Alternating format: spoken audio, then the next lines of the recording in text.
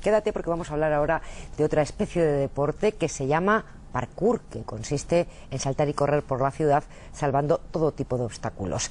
Requiere mucha destreza y habilidad, pero si usted no está muy seguro, no se preocupe, que puede practicarlo con un mando y sentado en su sillón. Un banco, una barandilla o una simple piedra, todo vale para desplazarse, nada es un obstáculo, más bien un trampolín.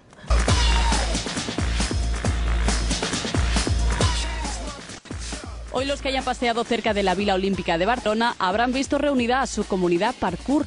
Querían ver saltar a uno de los que saltan más alto, porque esto del parkour también tiene sus estrellas. La gente no lo aprobaba porque no lo entendía, pero ahora los gobiernos, los países de todo el mundo están empezando a darle su apoyo porque ven los beneficios, ven que cada vez atrae a más gente y que los chicos crecen bien con el parkour. Su tour por Europa se ha detenido hoy en Barcelona para promocionar que el parkour ha dado el salto a los videojuegos para los que no se atreven a asomarse al vacío en la vida real. Yo creo que sirve incluso para practicar porque vas cogiendo la mentalidad para luego aplicarla más allá de la consola.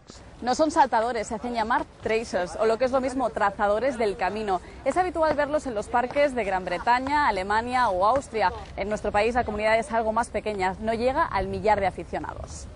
Si vas a hacer bastadas o vas a hacer a lo loco, pues siempre te vas o a hacer daño o a cargarte algo. Es una forma de sentirte libre y de soltar la rabia que llevas dentro.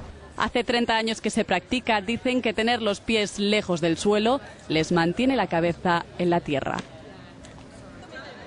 Pues hoy nos despedimos con un plan más tranquilo, estupendo también.